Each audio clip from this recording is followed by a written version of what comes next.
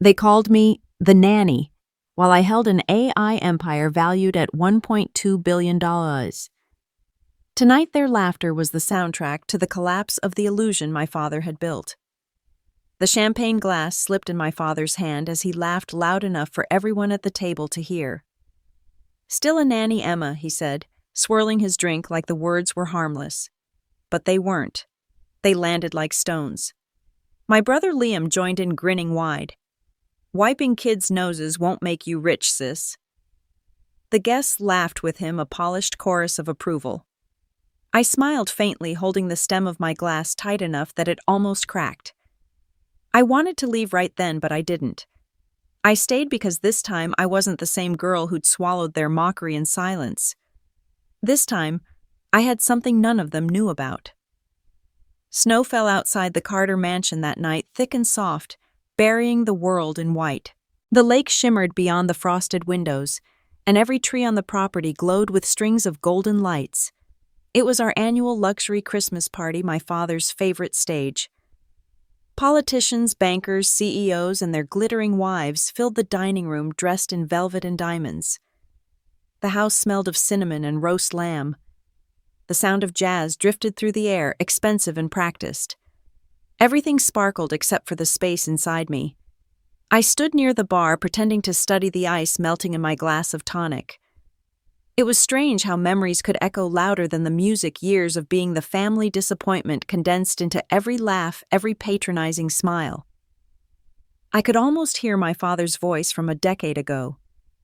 "You're wasting your degree playing nanny to other people's children." Back then I believed him. Now I know better. "Emma." My mother's voice cut through the chatter. She approached, elegant as ever in emerald silk. "Don't stand in the corner. Come say hello to the Bentleys. Their son just joined Liam's firm." Her tone was smooth, polite, but her eyes carried the same unspoken plea. "Don't embarrass us." I followed her, a familiar act. Mr. Bentley shook my hand, warm and perfumed. "Ah, the daughter. We never see in the press," he said. "What do you do these days?" Before I could answer, my father leaned in, that performative grin already on his face. "She's still working as a nanny," he announced. "Always good with kids, our Emma." The table laughed again. I felt the old sting rise in my throat, but I swallowed it. "Yes," I said evenly. "Children have a lot to teach if you listen." A few smiles faltered. My father didn't. "Always so philosophical," he said. "Maybe someday she'll find something practical." Liam clapped me on the shoulder. "Don't take it personally, Em. Not everyone's cut out for the corporate grind." "I'll leave that to you," I replied, meeting his eyes. "You've always been good at grinding people." For a moment his grin slipped. The laughter moved on, but the chill stayed. I stepped back toward the window, the cold glass against my palm grounding me. I'd built something they couldn't see, something they'd soon read about whether they wanted to or not. But I didn't want revenge tonight. I just wanted to remember how this moment felt the last time they'd ever see me small. A waiter passed by offering canapés. I shook my head, watching the snow gather thicker beyond the pane. The lake's surface mirrored the sky, still and endless. Inside, voices rose and fell, wine, pride, arrogance. My father loved holding court. He always had. I'd once admired that. Now I saw it for what it was, insecurity dressed as confidence. He raised his glass again, calling the room to attention. "A toast," he said, his voice booming. "To success, to family, to legacy." His eyes swept the table and landed squarely on Liam. "To my son, the future of Carter Investments." Applause erupted. Glasses clinked. My mother beamed. I stayed silent. And of course he added, smirking, to Emma, the heart of the family. "Always dependable, always. Humble." Laughter again. Even the chandelier seemed to shake with it. I felt the air tighten around me, hot despite the winter chill outside. My chest thudded, but my face stayed calm. That was the thing about humiliation. It used to burn, but now it only reminded me I was alive. I set my glass down, perfectly steady. "Thank you," I said softly, loud enough for those closest to hear. You'll want to remember this moment." My father blinked. "What's that supposed to mean?" "Nothing," I said. "Just one of those nights you'll never forget." He chuckled, dismissing me. Liam leaned toward Rachel, his wife whispering something that made her laugh politely. I turned back toward the window, watching the reflection of the glittering room shimmer against the snow. My pulse slowed. The truth was already out there in print and headlines waiting to arrive. Forbes had called that afternoon. Emma, my mother, called from across the room. "Help me with the dessert trays," I smiled, nodding. "Of course." I carried the silver trays to the kitchen where the staff whispered quietly, oblivious to the performance outside. My phone buzzed in my clutch, a notification I'd been expecting. Forbes.com, Brightseed founder Emma Carter, named Entrepreneur of the Year. I stared at the headline at my own photograph, smiling back. The logo I'd designed 3 years ago, the one my father had mocked as too sentimental, glowed at the top of the article. Brightseed Technologies valued at $1.2 billion. A strange calm filled me. Not triumph, not vindication, just clarity. From the other room, I heard my father's booming voice again. "She's always been the caretaker, my Emma. Couldn't run a lemonade stand if her life depended on it." Laughter followed, though softer now, slower. Then the sound of his phone ringing. His tone changed, laughter cut short. "Yes, this is Charles Carter," he said. "Who?" "Forbes." A pause. Silence. Then lower, quieter, "I see." The music continued, but the conversation had stopped. When I stepped back into the dining room, everyone's faces were turned toward me. My father, pale, the phone still in his ear. Liam's smirk had vanished. My father cleared his throat, voice trembling. "Emma," he said slowly, "it seems there's been some news." I smiled faintly. "Oh," he swallowed. They just called to confirm your company." Brightseed.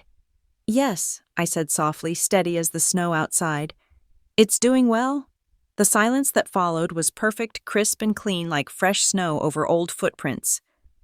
The laughter was gone. Only the truth remained. And in that stillness, I realized something I hadn't before. I hadn't come for revenge. I'd come for peace. But peace, I learned, sometimes sounds exactly like silence after laughter dies.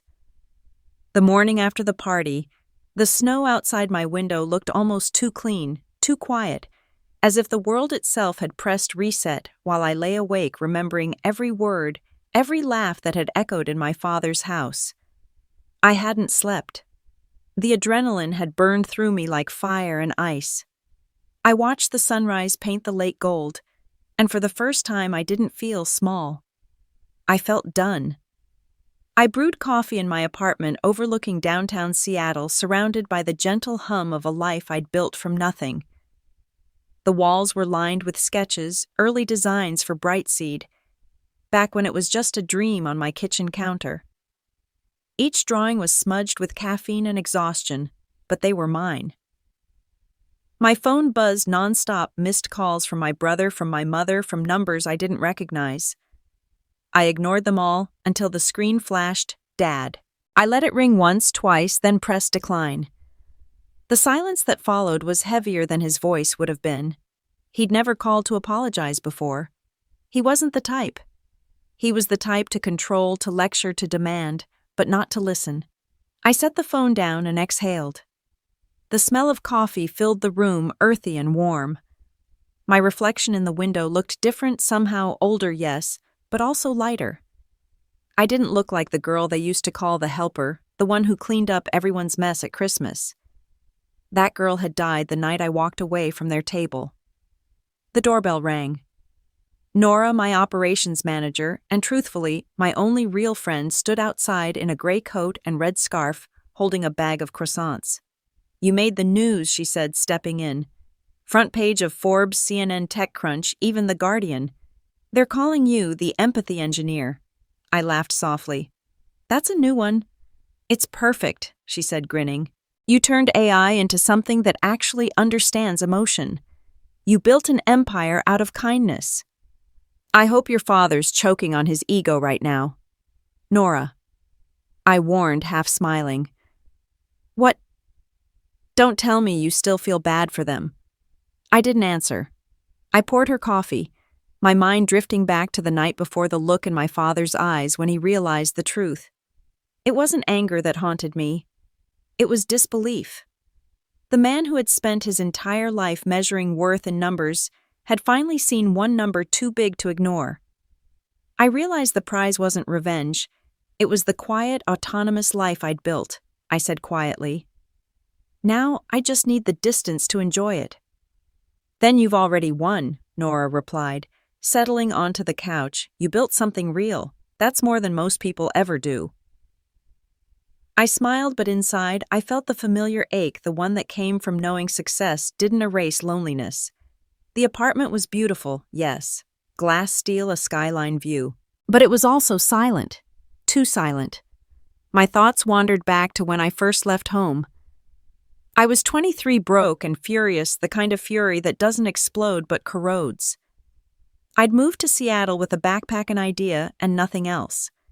The nanny job was supposed to be temporary, a way to survive, while I coded prototypes at night. The children I cared for were kind, curious. They taught me things my own family never had: patience, presence, joy without judgment. They saw me before I saw myself. One evening, the youngest girl, Sophie, had asked, "Why don't you smile when you look at yourself?" I didn't know how to answer. She'd been 6 years old, holding a stuffed rabbit with one missing ear. I'd laughed, brushing her hair behind her ear, and told her maybe I forgot how.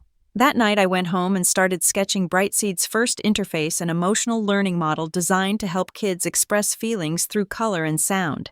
I didn't have investors or advisors. I had crayons, a secondhand laptop, and an endless supply of quiet anger that turned into fuel. It took 3 years, 2 failed prototypes, and 1 heartbreak before the program finally worked.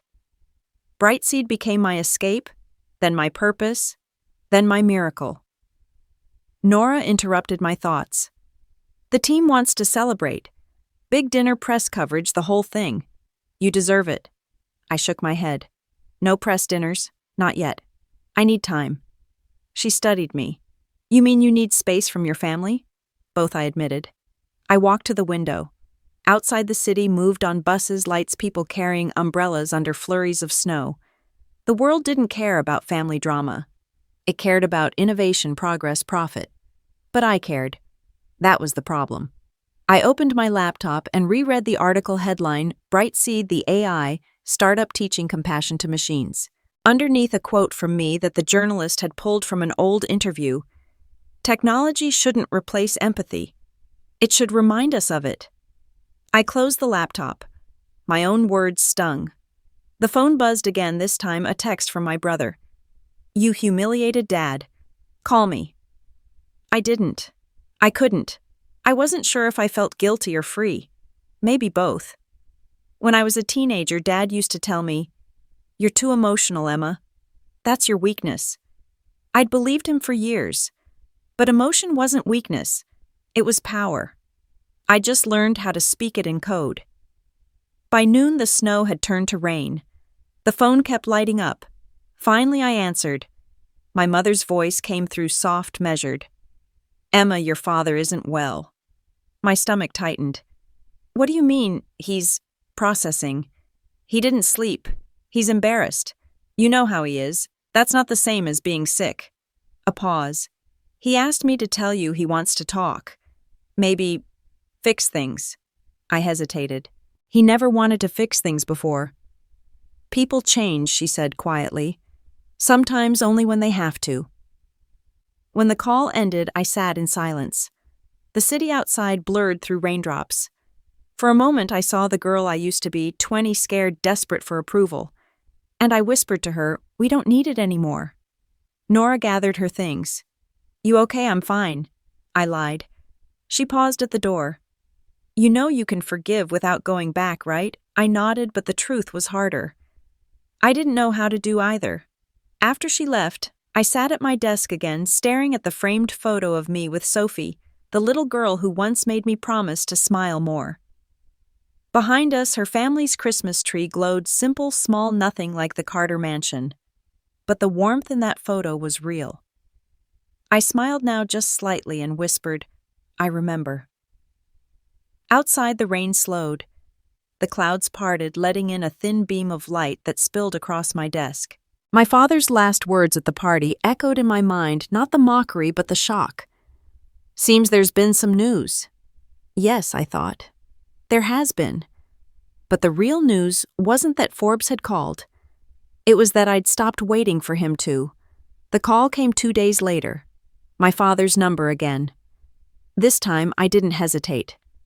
"Emma," his voice rasped through the line lower than I remembered. "We should talk." For a second, I didn't breathe. I expected the same tone I'd known my whole life, sharp commanding a man used to being obeyed. But this voice was smaller, stripped of its armor. "I'm listening," I said. "I said things I shouldn't have," he murmured. "At the party. You humiliated me. I finished for him, in front of everyone. I didn't mean—" "Yes, you did," I said quietly. "You always meant it. You just didn't expect the world to hear who I really am." There was a pause. I could almost hear him exhale the sound of a man realizing his control was gone. "Can we meet?" he asked. "Just you and me. No one else." I didn't want to. Every cell in my body said, "Don't give him another chance to hurt you." But something else, that old daughter-shaped ache, whispered go. Closure, maybe? Or curiosity? I agreed. The cafe was quiet, tucked between a bookstore and a florist on Madison Avenue. It was the kind of place that smelled like comfort, roasted beans, old pages, and rain-soaked coats. He was already there, sitting by the window, hands clasped, face drawn. He looked older than he had at Christmas. His confidence had slipped like a suit that no longer fit. When he saw me, his expression flickered pride, guilt, confusion. "Emma. Dad." We sat. Neither of us reached for the menus. The silence stretched thick and awkward. Finally, he cleared his throat. "I read the article." "Forbes." I nodded. "I figured you would." He rubbed his temple. "You built that, Brightseed. You did all of it without saying a word." "I tried," I said softly. "You never heard me." His eyes met mine. "That's not fair." "No," I said. "What's not fair is how many years I believed I wasn't enough because you couldn't see me." He looked down at his hands. They trembled slightly. For the first time in my life, I saw my father as human, fragile, frightened, imperfect. It didn't excuse the damage, but it explained the silence. "I thought I was protecting you," he said finally. "You were so emotional, so idealistic. I didn't want you to fail." "You didn't protect me," I replied. "You erased me." He winced. I didn't mean to twist the knife, but the truth had waited too long. He took a deep breath. "Your mother keeps saying I should apologize." "So don't," I interrupted. "Don't say it because she told you to. Say it if you mean it." His jaw clenched, the old habit. He'd never been good with apologies. The man who could close multi-million-dollar deals couldn't say "I'm sorry" to his daughter. But then his voice broke, barely audible. "I am." I didn't realize I was holding my breath until I exhaled. "Thank you," I said. And I meant it. The waiter brought coffee. Neither of us touching it. Outside, snow began to fall again, slow and deliberate. He looked out the window. "I used to think success was about legacy, about what people remember when you're gone. And now I asked. Now I think it's about who still answers when you call." For a long moment, I said nothing. The weight of years hung between us, every insult disguised as advice, every time I'd smiled through humiliation, every quiet night I'd worked to prove I was more than what he believed.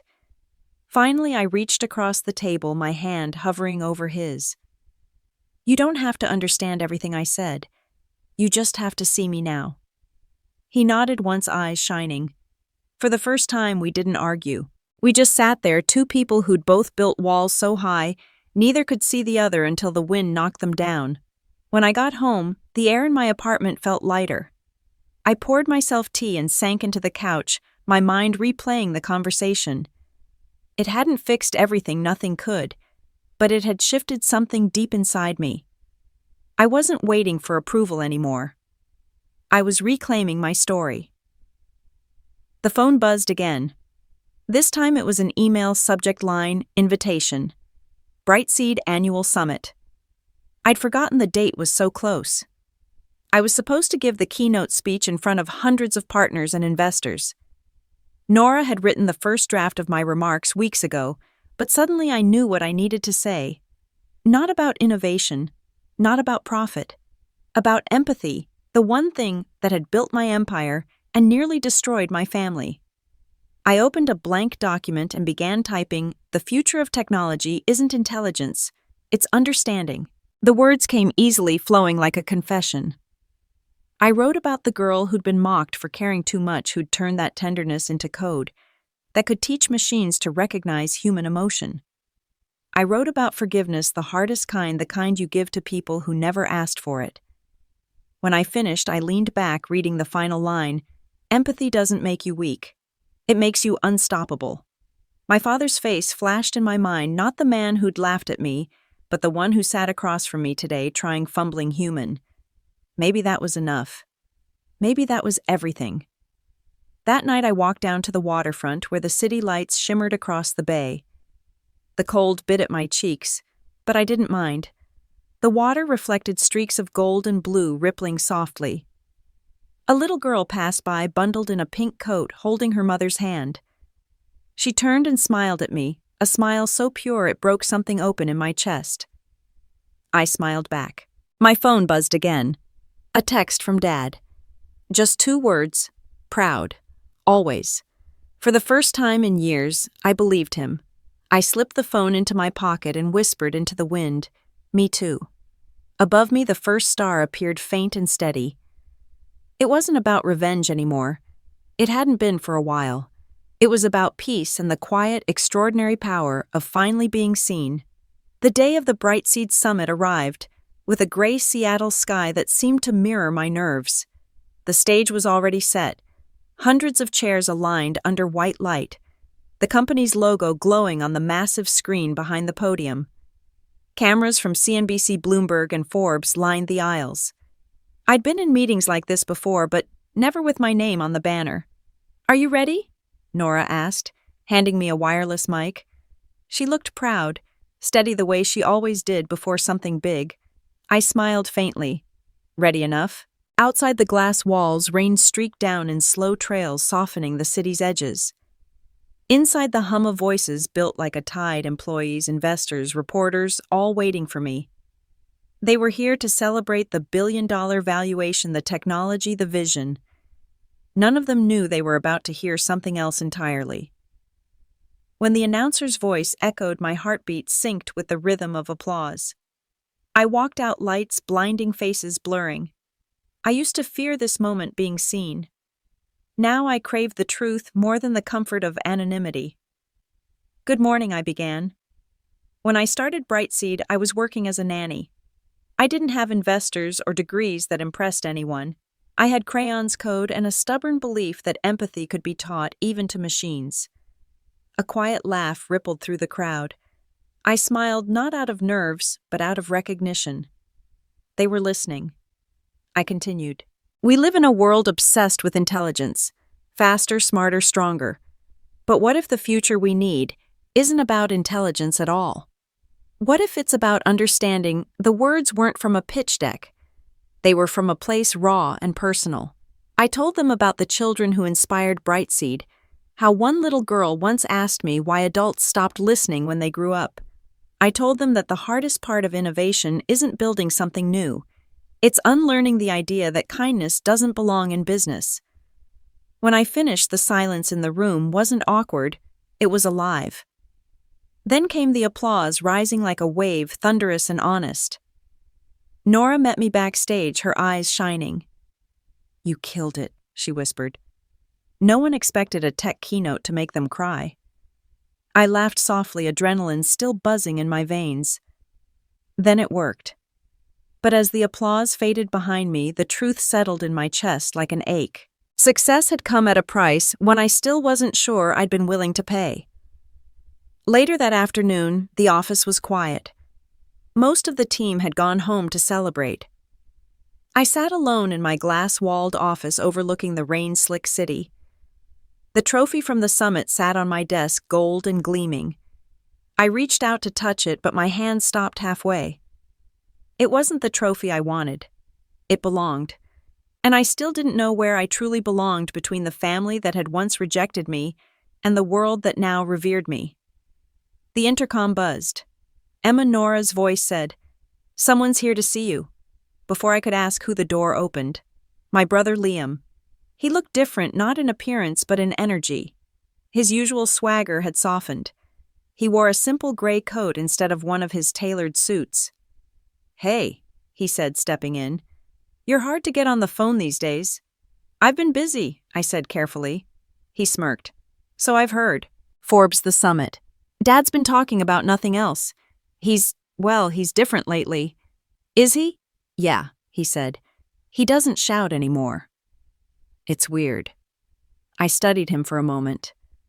"Why are you really here, Liam?" He hesitated, then reached into his pocket and pulled out a folded paper. "Mom asked me to give you this." It was a handwritten letter, my father's script, neat and deliberate. I didn't open it. "Not yet." "He's been reading everything about you," Liam said. "He keeps saying he wishes he'd paid more attention before. I think he's proud, Em." I looked up sharply. "He told you that?" "Not in those words," Liam said, but I could tell. He shrugged the way he always did when feelings got too close. "He misses you." For a long moment I didn't speak. The rain outside blurred the skyline, the city glowing like wet glass. "We talked," I said finally. "I'm not sure where we go from here." "Maybe you just let him try," Liam said. "You always gave people more grace than they deserved." "Don't stop now." I smiled faintly. "That's the first nice thing you've said to me since high school." He chuckled. "Don't get used to it." When he left, I sat at my desk, the letter still unopened. My fingers traced its edges. My father's handwriting, the same hand that had signed my report cards, my birthday checks, and the first rejection of my business proposal years ago. I unfolded it slowly. "Emma," it began. I paused, holding the paper, the careful, decisive script so familiar from signed contracts and dismissive notes on my old business plans. The man who wrote this was the same man who once laughed at my degree, who called my first prototype a cute hobby, who believed ambition was a trait reserved only for men like him. It was a dizzying contradiction.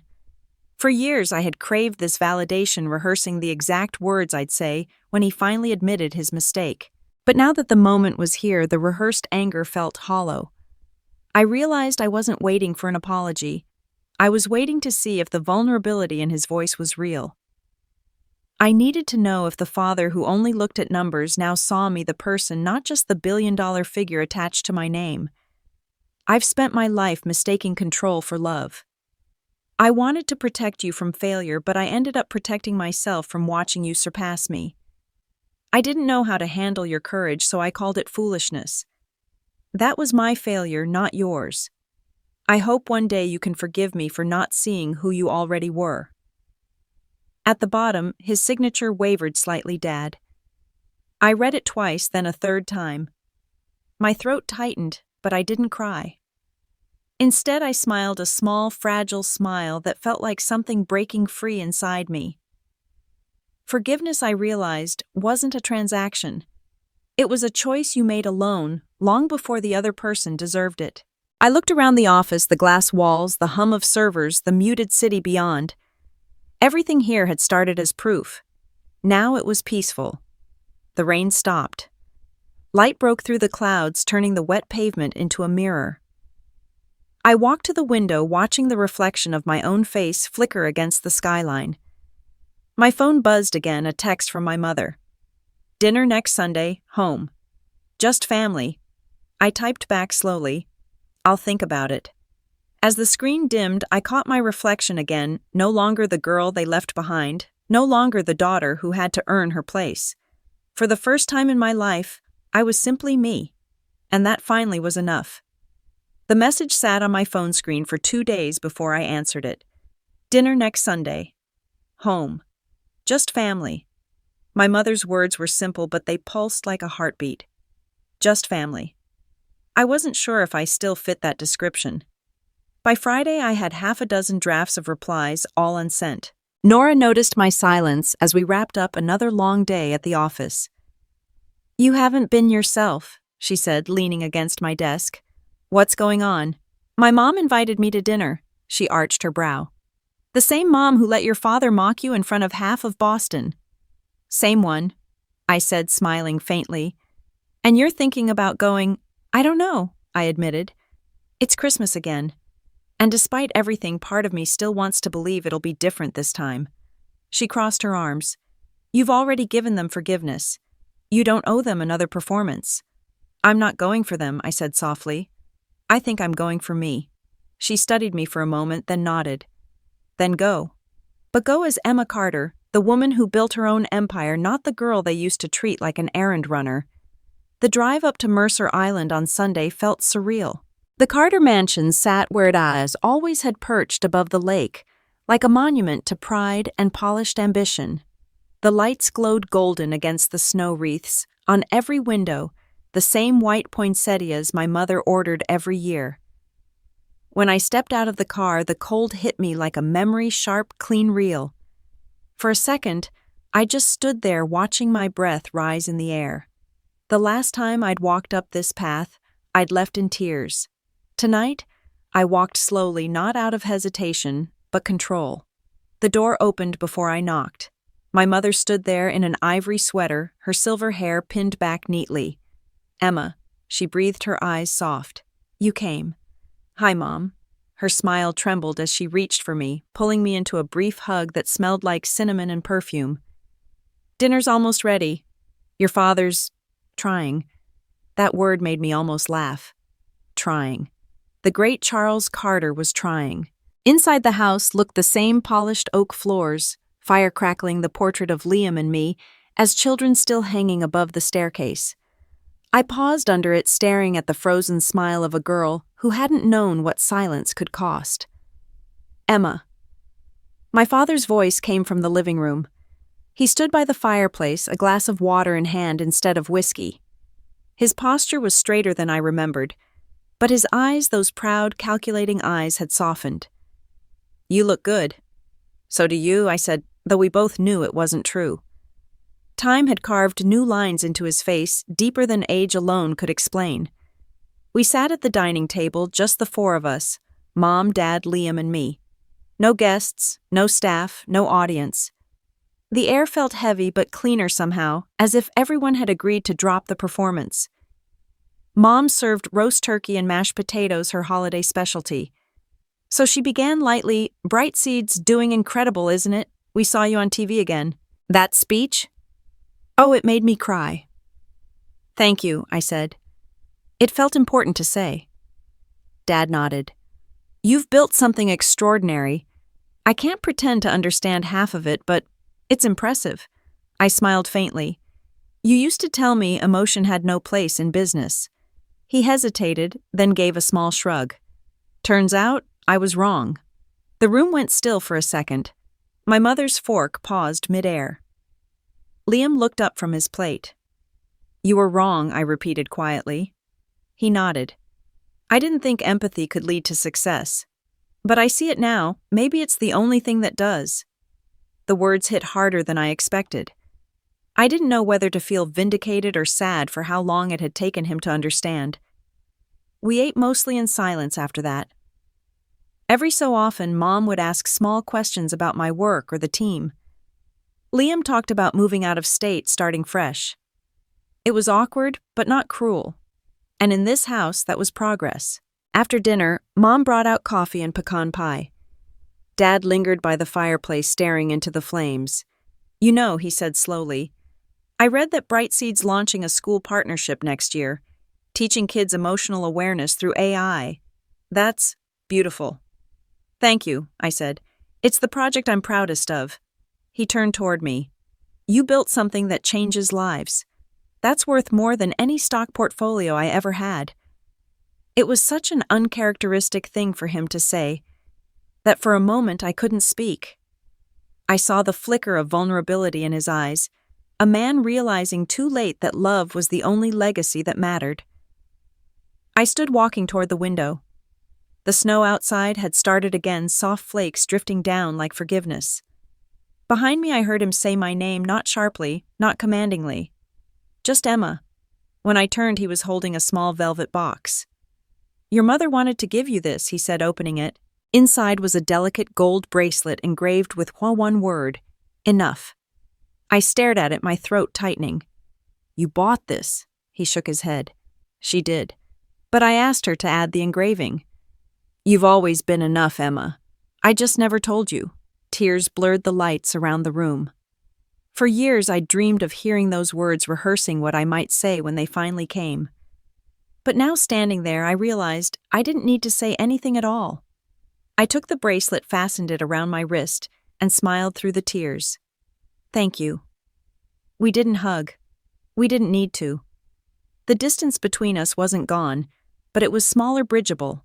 As I left that night, my mother walked me to the door. "Come again soon," she said softly. "Next time, maybe no special occasion." Maybe I said. Outside, the snow crunched under my boots. The air was crisp, the stars faint but steady. I looked back once through the window. I saw my parents standing side by side, not perfect, not proud, but present. It wasn't a fairy tale reconciliation. It was something quieter, truer.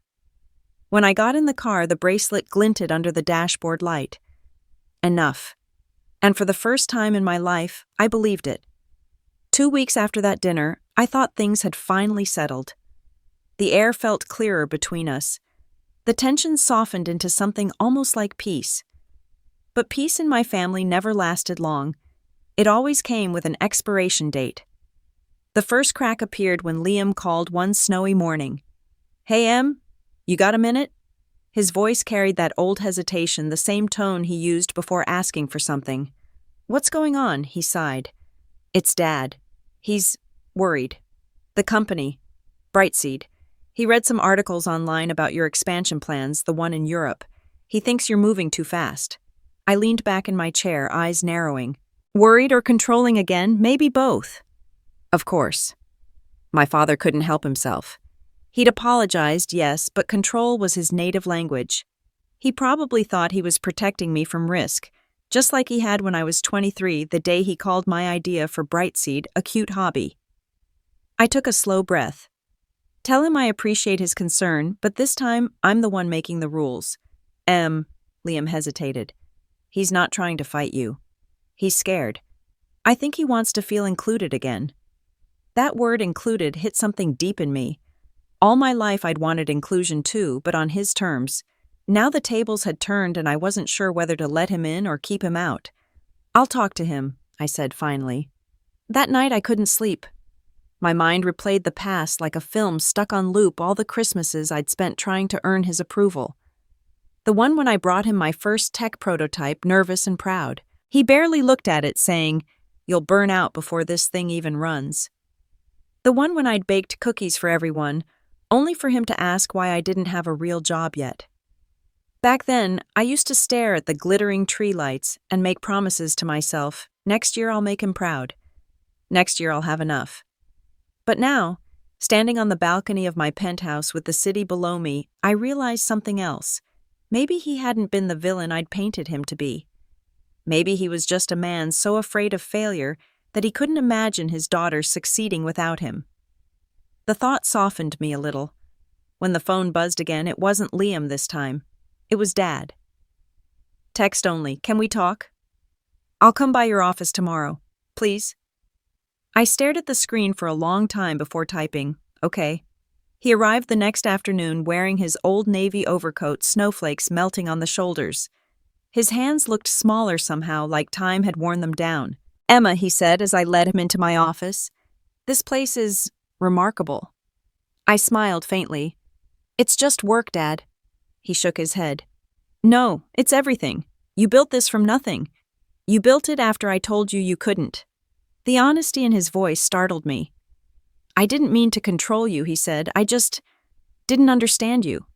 You were always different. You felt everything too much. I thought that would destroy you. Instead, it made you unstoppable." The words landed like warm sunlight through winter glass, soft but undeniable. I gestured toward the window where snow blurred the skyline. I didn't build this because of you, Dad. But maybe I built it in spite of you. He smiled sadly. I deserve that. We sat for a while, the quiet between us no longer hostile, but heavy with memory. Finally, he said, "You know what today is, don't you?" I frowned. "No." "December 23rd, he said softly. "Exactly 10 years since you left home." I hadn't realized. The memory hit me hard that freezing night when I'd stormed out with one suitcase vowing never to come back. I'd cried the whole drive to Seattle, equal parts rage and relief. He continued, "I watched you drive away from that house, headlights fading down the street. Your mother cried for hours. I wanted to stop you, but I couldn't. You looked too much like me that night, proud and angry." His voice cracked slightly. "And I knew I'd lost you. The silence that followed was unbearable." I turned toward the window again, blinking away tears. "You didn't lose me, Dad," I said quietly. "You just didn't look for me." When I finally looked back at him, his eyes were glistening. Maybe this is me looking now. Something in my chest loosened a knot years in the making. I walked around the desk, and handed him the framed Brightseed patent that hung on my wall. "Do you know why I kept this?" He looked down at the signature line, "Emma Carter, founder and CEO. To remind myself, I said that I didn't need anyone's permission to matter. He nodded slowly. "You never did." For a long moment we just stood there, the past hanging between us like smoke. Then he said something I never expected. "Can I invest?" I blinked. "In Brightseed." He smiled, just a hint of his old pride. "Not for control. Just for support. I want to be part of what you've built, not to guide it, but to believe in it." For the first time in my life, I saw my father not as an obstacle, but as a man trying to atone. I smiled. "Let me think about it." He chuckled. "That's fair." When he left, the office felt strangely still. I sat down looking at the empty chair where he'd been, and for once it didn't feel like absence. It felt like a possibility. That night I pulled out an old photo album, the one I hadn't opened in years. Inside were Christmases long gone me in pigtails. Dad lifting me onto his shoulders to put the star on the tree, Mom laughing in the background. I traced the image with my finger. I'd spent so long remembering only the hurt that I'd forgotten the moments that made it worth healing. The ghosts of Christmas past didn't vanish that night, but they grew quieter, not gone, just gentler. I closed the album and whispered into the dark, "I see you, Dad." Finally. And for the first time I knew he could see me too. The buzzing started before dawn. At first I thought it was my alarm, but then I saw the screen, hundreds of missed notifications lighting up my phone like a strobe. My stomach turned cold. The top headline read, "From Nanny to Billionaire inside Emma Carter's Family Feud." There it was. My name. My face. My story. Twisted, sensationalized, sold. A grainy screenshot of my father's shocked expression at the Christmas dinner table filled the top half of the page. The article was merciless. My revenge. My secret empire. The humiliation that turned the Carter dynasty upside down.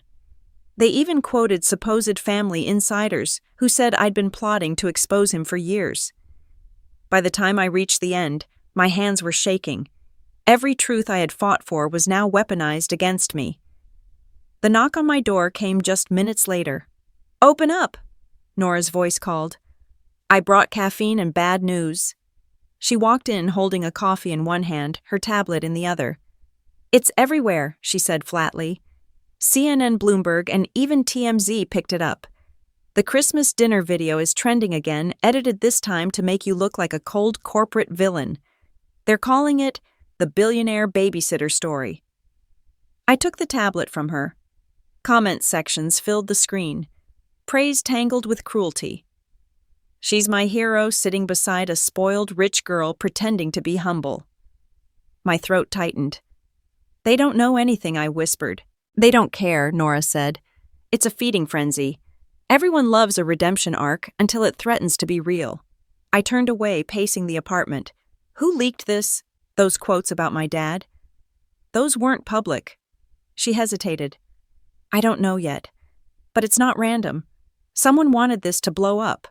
The phone rang again. My assistant's voice crackled through. Emma, the board has called an emergency meeting. Investors are panicking. They want reassurance. Of course they did. The same people who praised me for building an empire now wanted an explanation for daring to have a past. The boardroom was colder than usual, glass walls, gray light faces tight with unease. I could almost smell the anxiety. Emma, said Leonard Haynes, one of our oldest investors, his voice clipped and professional. We all respect what you've built, but this media attention, it's compromising Brightseed's image.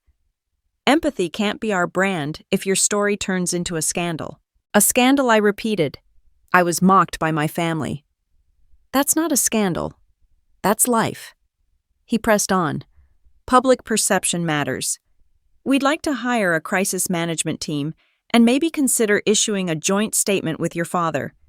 Something that signals unity. Unity. The word made my jaw tighten. So I should apologize for being his daughter, perception, he repeated quietly as if the word itself could erase the sting. I glanced around the table. Most avoided my eyes. A few nodded in hesitant agreement. They didn't want truth, they wanted control, just like my father had. I won't apologize, I said. Not for surviving, not for succeeding. Silence followed. Then Leonard exhaled sharply. Emma, we believe in Brightseed. But empathy doesn't mean defiance. It means authenticity, I countered. And authenticity doesn't bow to optics. Nora's gaze met mine from across the room, steady, proud, unflinching. When the meeting ended, no one clapped. The applause was gone. The whispering had returned. That afternoon, Nora found something. You're not going to like this, she said, closing my office door. The leak came from inside. A media outlet traced an encrypted email back to one of our advisors, Caleb Morton. Caleb, the same man who once told me I was too emotional to lead. I found him standing in the hall, leaning against the window, watching the city below like it belonged to him. You leaked it, I said quietly.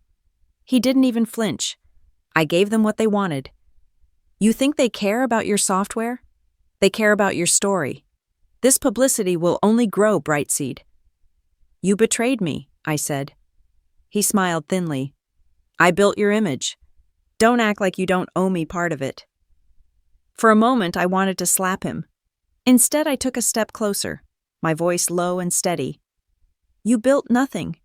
You just sold pieces of my pain for clicks. You're fired. He shrugged, almost amused. You can fire me, Emma, but you can't control the narrative. The world has already decided what you are. Then he walked away. His words stayed with me. Maybe he was right. Maybe I couldn't control what the world believed, but I could control what I became next. By nightfall, the city was wrapped in fog and light. I walked the streets alone, coat pulled tight, my face hidden behind a scarf. Seattle pulsed with life, people rushing, laughing, living, and not one of them cared who I was. It was liberating. A street musician played Silent Night on a battered violin. I stopped for a moment, watching his hands tremble in the cold. A little girl dropped $1 into his case, smiling. He smiled back, small, grateful, real. And I remembered why I started all of this. To teach machines what moments like that meant. To make the world more humane, not more performative. I whispered into the wind, you don't get to take that from me. When I got home, the phone rang again. My mother. Her voice was trembling. Emma, your father saw the news. He's devastated. My chest tightened. He thinks I leaked it. He doesn't know what to think. The papers are saying awful things about him. He's barely spoken since this morning. I pressed a hand to my forehead. I didn't do this, Mom. I would never. I know, she said softly. Your father asked me to tell you. He thinks it's better if you don't come home right now. The reporters are everywhere, and he doesn't want them to see you. The line went quiet except for her breathing. I nodded, even though she couldn't see me. Tell him I'm sorry. After the call, I sat by the window watching the city glitter like a circuit board. Somewhere between those lights was the truth, small, persistent, impossible to kill. I opened my laptop and began typing a statement, something to calm the storm. But halfway through, I stopped. Every word felt wrong, defensive, hollow. I deleted it all. They didn't need my voice anymore. They needed my silence. I turned off my phone, powered down my laptop, and let the quiet settle over me. Outside, the fog drifted low across the skyline, softening the sharp edges of the city. For the first time in days, I felt still, not defeated, not angry, just still. The world could scream. I didn't have to answer. And as the screen went black, one last notification blinked before disappearing. From Dad. "We need to talk. Urgent." The knock on my door came just after midnight. I hadn't answered my phone all day, but somehow I knew it would end like this, with him standing there. When I opened the door, my father was on the other side, coat soaked from the Seattle rain, eyes hollowed by exhaustion. "Emma," he said, voice strained. "We need to talk." I stepped aside without a word. The air between us was heavy, sharp, the kind that makes it hard to breathe. He walked in slowly, taking in the apartment like it was foreign territory. Maybe it was. The last time he'd been here, Brightseed hadn't even existed. He turned toward me, water dripping from his sleeves. "I didn't come here to fight." "Good," I said, "because I'm done fighting." He nodded but didn't sit. His gaze landed on a framed photo on my table, me with the Brightseed team at our first launch. "You built all this?" he murmured, more to himself than to me. "And I broke it." "You didn't break it," I said softly. "You just didn't believe in it." He exhaled shakily. "That story online, the video, the press, it's everywhere. I walk into my office and people look at me like I'm a monster." "I'm sorry," I said. "I didn't leak it, Dad. You know that." He looked up, eyes tired but searching. "Do I?" The question hit harder than I expected. I wanted to scream, to throw every memory of his disbelief back in his face. But instead I just whispered, "Yes, you do." For a moment he said nothing. The rain outside hit harder against the windows, each drop like a pulse. Finally he spoke again. "I don't know how to be the man you needed me to be. I only knew how to win, how to compete. I thought if I kept you small you'd stay safe. But all I did was push you away." The honesty in his voice hurt more than his silence ever had. "I didn't need safety," I said. "I needed support. I needed you to see me. I see you now," he said quietly. "And I hate the man I was." I turned away, blinking fast. The city lights blurred through my tears. He walked toward the window, his reflection merging with mine in the glass. "You know, when that Forbes cover came out, everyone called me to say how proud I must be. But I couldn't even answer. I was too ashamed that I didn't know who you were anymore. Maybe that's because I stopped letting you define me," I said. He nodded slowly. "Maybe that's exactly it." Silence stretched between us. Not angry this time, just full. The kind that carries years of things never said. Finally, he turned back to me. "They want to destroy you, you know. The media, the investors, the ones who can't stand a woman owning her own story. They'll twist it until you look like me, arrogant, ungrateful." I laughed softly. "Maybe they already have." He studied me for a long moment. "Then don't let them win. Don't become what they say you are. Not for me. Not for anyone." His words startled me, not because of their wisdom, but because of their sincerity. He reached into his coat pocket and handed me an envelope. "It's not money. Don't worry." I opened it carefully. Inside was a stack of old photos, me as a little girl sitting at his desk, scribbling in a notebook beside him. My mother must have taken them. I had forgotten they existed. He pointed to one. "You used to say you wanted to build something that mattered, not just something that made money." I smiled faintly. "You told me it wasn't realistic." He sighed. "And you proved me wrong. You've been proving me wrong your entire life." I didn't know whether to laugh or cry, so I did both. He moved toward the door, pausing with his hand on the knob. "I can't change what I did, Emma, but I can try to be someone you don't have to forgive." "Dad," he shook his head. "Don't say anything. Just keep doing what you're doing. Make the world better than I did." Then he was gone. The apartment felt too quiet after he left. The photos still lay scattered across the coffee table, their edges curling like small ghosts of another life. I picked one up me at 7 years old, grinning with a missing front tooth, wearing one of his oversized ties like a cape. I remembered that day vividly. I told him I wanted to be a boss just like him. He'd laughed and said, "That's cute, honey, but bosses have to be tough." Maybe that was where I learned to be tough, not because I wanted to, but because I had to. I sat on the couch, the city's hum below me, thinking about how strange forgiveness felt. It didn't arrive like lightning. It was slower, a tide coming in quietly, washing away the edges of old anger. The next morning, Nora showed up again, coffee in hand. "You look like you haven't slept." "I didn't," I said. My dad came by. Her eyes widened. "At midnight, yeah. He wanted to talk. For once, he didn't try to fix me." She smiled faintly. "Maybe he's finally learning. Maybe we both are." I handed her the photos. She flipped through them slowly. "You were cute," she said. "I was loud," I replied. "Curious, always asking questions.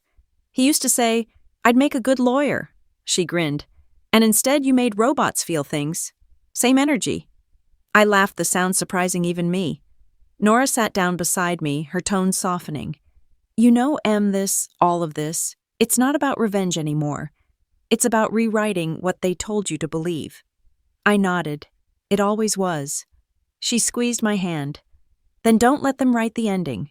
I looked at the window again, the morning light spilling through the rain, soft and golden. My father's words echoed in my head. "Don't become what they say you are." For the first time, I understood. I wasn't the babysitter. I wasn't a billionaire.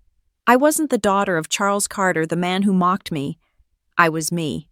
And this time, the story was mine to tell. The morning after my father's visit, I woke to a wall of noise. Rain slammed against the windows, thunder rolled somewhere beyond the skyline, and my phone was buzzing like a hive. Nora's name flashed across the screen, followed by 3 words that made my stomach twist. "We have a problem." By the time I reached the office, the storm outside had followed me in. The glass lobby of Brightseed was crowded with reporters' cameras flashing through the downpour. Headlines blared from their microphones, "Emma Carter's company under investigation for insider leak." Inside, Nora was pacing. "Someone's feeding the press internal data," she said the moment I walked in. "Not just about you, about Brightseed. Investor documents, projections, private contracts. They're painting it as a scandal." "Another leak," I said, my voice tight. "Who?" She hesitated. "We don't know yet." But Caleb's name came up again. I felt the air leave my lungs. I had fired him days ago, but clearly he wasn't done with me. "He's trying to destroy what he can't control," I said. Nora nodded grimly. "He's claiming he's a whistleblower, says, 'You built the company on emotional manipulation, that Brightseed's empathy algorithms are dangerous.'" I laughed, bitter and sharp. "That's his angle. That teaching technology empathy is dangerous. He knows exactly what words will scare them," she said. "Empathy sounds noble until someone calls it control." The room felt smaller. For the first time in months, I felt the fear I thought I'd outgrown. An hour later, I was sitting under studio lights again, this time not for a profile, but for a live interview.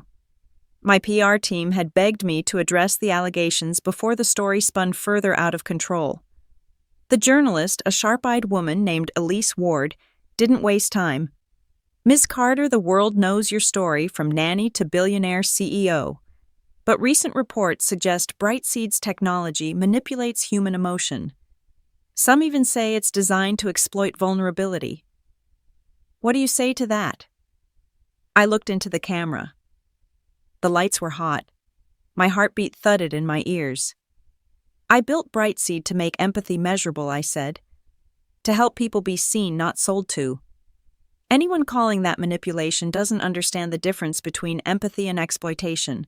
Elise tilted her head. "Or maybe they understand too well." There it was, the dagger wrapped in curiosity. I took a breath, steady but deliberate. Technology doesn't corrupt people. People corrupt technology. If someone misuses our tools, that's not innovation's fault. It's human greed. And that's exactly what Brightseed exists to fight. For a moment, silence. Then Elise smiled faintly. Not friendly, not cruel, just calculating. Strong words, Ms. Carter. I suppose the world will decide what to believe. She turned to the camera. Emma Carter, billionaire innovator, and depending on who you ask, the most misunderstood woman in tech. The red light blinked off. When I walked out of the studio, my hands were trembling, but not from fear, from fury. Caleb had turned my mission into a weapon. That evening, I ignored the dinner invitations and locked myself in my office with Nora. We need proof that Caleb is working against us, not just blowing a whistle, I told her. Run a full internal audit on his last week of activity. Cross-reference his unauthorized server access times with any unusual external communications. Nora worked quickly, her fingers flying over the keyboard. 2 hours later, she froze. Emma, look at this. He didn't just leak data. He was communicating with an external IP address linked to a company called Aegis Solutions, a shell corporation we know is funded by one of our biggest competitors, Vanguard Tech. I stared at the screen. Caleb hadn't been seeking justice. He was selling us out. He wasn't trying to expose my story, Nora. He was trying to destroy my company for Vanguard. Exactly, she confirmed. This isn't a personal feud. It's corporate sabotage. I took a deep, steadying breath. This changed everything. It wasn't about public opinion anymore. It was about exposing the truth with evidence. Get the legal team on a secure line now. We need an injunction against Aegis and Caleb. And call my father. He has connections deep in the Seattle business press. He needs to know what's really going on. The storm outside grew violent. Lightning cracked above the city, and thunder shook the glass walls of my apartment. I felt the surge of adrenaline, not the panicked kind, but the focused, predatory kind. I wasn't the victim anymore. I was the CEO, and I had proof. The next morning, the world had already made its decision. Half the internet was calling me a visionary. The other half called me a manipulator. Forbes ran a new headline, "The Dark Side of Empathy Tech, How Brightseed Crossed the Line." Nora threw the magazine onto my desk. They're turning you into a villain. I stared at the cover, my own face again, but colder this time. Maybe villains just have better PR. She frowned. You can joke all you want, but this could kill the company. Investors are already pulling back. I took a deep breath. Then let them. I didn't build this to please shareholders. What did you build it for, Emma? Her question stopped me. I turned toward the window the storm had passed, leaving a silver mist over the skyline. I built it, I said slowly, so people wouldn't have to beg to be understood. So no one else would sit at a dinner table and feel invisible. Nora nodded quietly. Then maybe that's the story you need to tell. I already did, I said, picking up the printout of Caleb's communications. Now we fight with facts. My father called at 9 sharp. His voice was all business, the Charles Carter I had known my entire life, but this time he was on my side. I saw the evidence you sent, he said, skipping any pleasantries. Caleb Vanguard Aegis, textbook corporate espionage. They aren't going after your tech, Emma. They're going after the valuation. They're attacking my integrity, I corrected him. Which is exactly what I'm going to fix, he said. I still own a substantial stake in the Seattle Economic Journal. I've called in a favor with the editor. They're running a piece today, a full investigation into Vanguard's shell corporations and Caleb's breach of contract. It won't be about the billionaire babysitter anymore. It will be about corporate greed versus innovation. I leaned back in my chair, speechless. He wasn't giving me advice. He was deploying his network, his power to protect me. Dad, you don't have to. Yes, I do. He cut in, his voice firm. You gave me the ammunition. I'm firing the shot. I've spent my life building walls, Emma. Today I will tear one down for you. You deserve the truth, not their noise. By noon, the Seattle Economic Journal's expose hit the news feeds. The tone shift was immediate and brutal for Vanguard. The narrative fractured. I was no longer the scandalous daughter, but the CEO fighting corporate sabotage. The media frenzy quiets as attention turns to the actual financial crime. 24 hours later, the headlines shifted. Outside, the storm had calmed, but I hadn't. That evening, I sat by the window watching the city glitter like a circuit board. The phone remained blessedly silent. I thought about Caleb, vanquished not by my empathy, but by my father's fierce defense, a defense finally directed toward me. The air felt different. It wasn't the peace of victory. It was the solidity of being defended. My phone buzzed once more. This time the message was from my father. "Proud of you. The world sees a storm. I see my daughter." I looked out over the water, the lights rippling across its surface, and whispered to no one. Then maybe the storm was worth it. The next morning I woke to the sound of notifications again, but this time they weren't attacks. My inbox overflowed with messages from doctors, teachers, single mothers, and even former babysitters who said Brightseed's story had inspired them. "You made me believe kindness isn't weakness," one message read. "Thank you for reminding us that success doesn't have to mean forgetting who we are." I stared at those words longer than I meant to. Kindness. That word had once been the punchline at my family's table. Now it was the heartbeat of everything I'd built. The city outside was still damp from last night's rain. I opened the window and breathed in the cold air, sharp, clean, alive. My father's keychain sat on the counter, glinting in the light, the engraved words catching my eye again, "For the woman who built doors where walls used to be." There was something about that line that lingered in my chest like a melody I hadn't finished singing. By noon, Nora came in, laptop under her arm and a grin that could have powered the whole office. "You're not going to believe this," she said. "Brightseed just hit our biggest partnership deal, yet the National Health Institute wants to implement our empathy diagnostics in hospitals across the country." I blinked. "You're serious?" "As a heart attack," she said, then immediately frowned. "Okay, bad metaphor, but yes. They want you to lead the rollout. Your speech last night didn't just inspire people, it changed minds. For a second, I didn't move. I just let it sink in. The girl they once mocked for changing diapers was now changing the landscape of medicine." I laughed softly, half in disbelief. "Sometimes karma moves fast." Nora smirked. "Yeah, she works overtime when the story's good." The news spread faster than I could process it. Forbes ran a headline that almost made me laugh. "From Family Feud to future visionary Emma Carter redefines tech with heart." Same publication that once called me the billionaire babysitter. I couldn't help but think how poetic it was. By afternoon, I was sitting in a boardroom filled with representatives from the National Health Institute.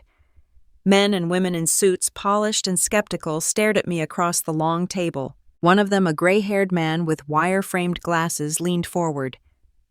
"Ms. Carter, your technology has potential, but some of us still question its ethics. Teaching empathy to machines sounds noble. But how do you ensure it isn't abused?" I met his gaze steadily. "We don't teach machines to replace empathy," I said. "We teach them to recognize it, to remind us when we're losing it. Empathy is still a human job. Brightseed just helps us remember how to do it better." For a moment he said nothing. Then slowly he nodded. "You sound like someone who's had to remember that herself." I smiled faintly. "Every day." The room went quiet for a heartbeat, the kind of silence that holds respect instead of doubt. That evening I returned home to find a small package waiting at my door. There was no return address, just a plain brown box with my name written in familiar handwriting. My father's. Inside was a single object, a silver locket. When I opened it, I found 2 photos, one of me as a child, sitting on his shoulders laughing. The other, a clipping from Forbes, the one where they named me Visionary of the Year. Between the 2 pictures he had written in tiny, careful letters, "I'm proud of both versions of you." The tears came before I could stop them. Not the sharp kind, but the quiet kind, the ones that release something you didn't realize you'd been holding on to. I sank into the couch, clutching the locket, and whispered, "Thank you." 2 days later, I was invited to appear on a televised panel about women in leadership. I almost said no. I was tired of being dissected, labeled, categorized. But something in me knew this conversation wasn't about me anymore. When the host asked, "What does power mean to you?" I didn't hesitate. Power, I said, isn't about control. It's about compassion that doesn't bend under pressure. It's about standing in a room full of people who doubted you and choosing not to become them. The audience erupted into applause, but I didn't feel triumphant. I felt peaceful. Afterward, a young woman approached me backstage, maybe 22, nervous but determined. "Ms. Carter," she said, "my dad told me I'd never make it in tech because I'm too sensitive. Hearing your story made me realize maybe that's exactly what makes me good at it." I smiled, remembering all the times I'd been told the same thing. "Never lose that," I said. "Sensitivity isn't a flaw, it's your compass. It's what keeps you human when the world tries to turn you into a machine." She nodded, eyes shining. "Thank you." I watched her walk away and thought, maybe this is what redemption looks like, not revenge, but reflection. That night I met my parents for dinner at a small Italian restaurant by the harbor. No grand chandeliers, no catered chefs, just warm bread, soft lighting, and peace. Mom reached across the table and squeezed my hand. "You look lighter," she said. "I feel it," I admitted. Dad smiled quietly. "You know, when I used to talk about legacy, I thought it meant buildings, companies, bank accounts. But watching you, I think I finally get it."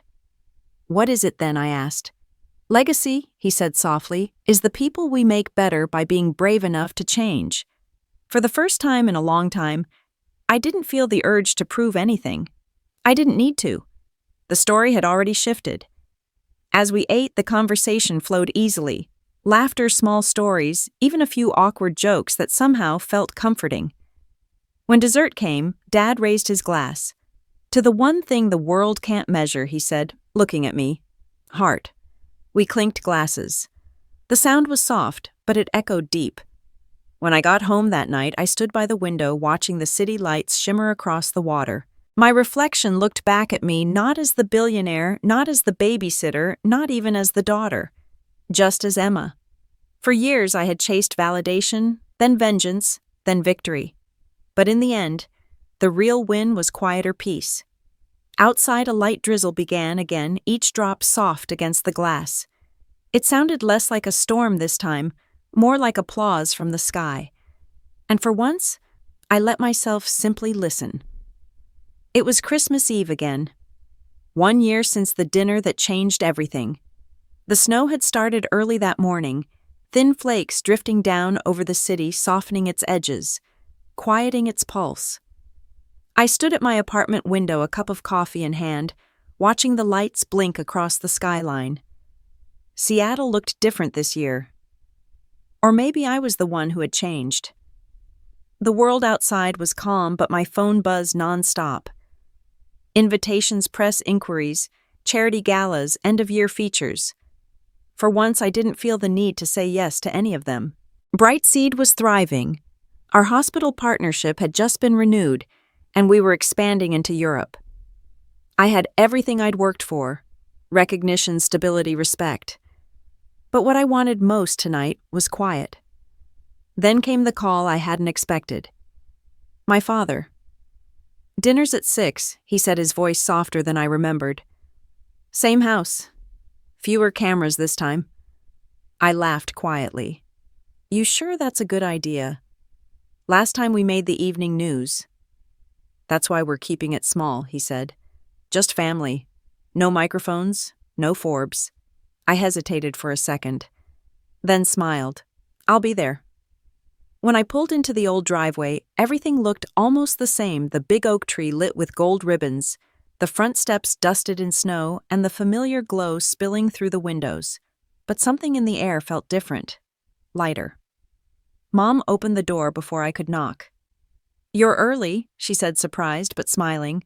"I didn't want to miss dessert this year," I said. She laughed and hugged me longer than she ever used to. Inside the house smelled like cinnamon pine and roasted turkey.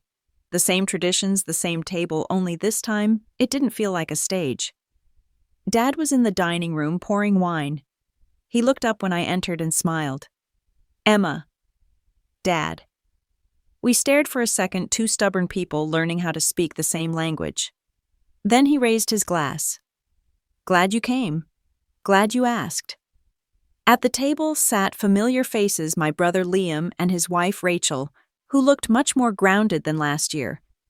My mom bustling around with plates, and Dad at the head calmer somehow. I took my seat, the same one I'd once dreaded, and waited for the unease to return. It didn't. The conversation started slowly careful. Then, as the meal went on, it loosened. Liam asked about Brightseed, but without the sarcasm that used to lace his tone. "You're still expanding," he asked. "I saw your press release on the hospital contracts." "It's huge." I nodded. "We just launched in New York. Hospitals are using the software to screen for early signs of burnout in doctors." "That's actually incredible," he said. "We just started funding a community health initiative through my firm's nonprofit arm, a free clinic downtown. We're integrating Brightseed's triage system there next month. It's going to make a serious difference in patient intake, Em." For a moment, I just looked at him. Liam wasn't just talking business. He was talking impact, using my technology to further his own efforts in social responsibility. It was the highest form of respect he could offer. "Thank you, Liam," I said, genuinely touched. "That means a lot." Mom smiled proudly. "Your father won't admit it, but he reads every article about you." Dad rolled his eyes. "I just like to stay informed." We laughed, and something in that laughter healed a piece of me I didn't know was still broken. Later, when the plates were cleared and the candles burned low, Dad reached into his jacket pocket and slid an envelope across the table. "Before dessert," he said, "there's something I want to do." I hesitated. "What is it?" "An amendment," he said with a grin. "To the will." I froze. The word itself carried a lifetime of old wounds, inheritance, favoritism, exclusion. But he held up a hand before I could speak. "This isn't about money," he said. "It's about acknowledgement." I opened the envelope. Inside was a single page handwritten. Not legal language, not clauses or signatures, just a letter. "Emma," it read, "you've built something no estate can equal. You turned our name into something I'm proud to stand behind. So from this day forward, you're not just my daughter. You're my legacy." My throat tightened. For a long moment, I couldn't speak. Then I looked up, and Dad was already wiping at his eyes. "Guess we're both bad at goodbyes," he said. I reached across the table and took his hand. "Then don't say goodbye. Just keep showing up." He nodded, his smile trembling. "I can do that." After dinner, I stepped outside for air. Snow had blanketed the yard, sparkling under the porch lights. The night was so still, I could hear my own breath. Inside, laughter echoed softer this time, human, real. Liam joined me, hands in his pockets. "You know," he said quietly, "I used to think you were running from us. Turns out, you were just running towards something we couldn't see yet." I looked at him, surprised. "And now," he smiled, "now I see it." We stood in silence for a while, the cold nipping at our cheeks. It wasn't forgiveness exactly, it was understanding. And that was enough. Later that night, I drove home through the quiet streets, Christmas lights glowing through the fog. The city felt peaceful again, like it had been holding its breath all year and was finally exhaling. When I got home, I poured a glass of wine, sat by the window, and watched the snow fall. My reflection shimmered faintly in the glass, older, stronger, softer. On the coffee table sat my father's letter beside the keychain he'd given me. I traced the engraved words with my thumb, "For the woman who built doors where walls used to be." Outside, the city lights flickered like constellations, and I realized something. Revenge had never been the point. Vindication wasn't the prize. The real victory was quieter peace. I picked up my phone, opened the Brightseed social page, and typed a short post. This time last year, I thought I had to build an empire to be seen. Turns out, the moment I stopped chasing validation, I found my freedom. Success isn't revenge. It's peaceful. Merry Christmas to everyone still fighting to be understood. You're already enough. I hit the post and set the phone down. Then I turned off the lights, curled up on the couch, and let the silence wrap around me. The snow kept falling, slow, steady, endless. And for the first time, I didn't feel like I was watching life happen. I was living it. If my story meant something to you, if you've ever been underestimated and found your strength anyway, Tell me yours. Because somewhere out there, another woman is sitting in the dark, waiting to remember her own light. And she deserves to see it shine.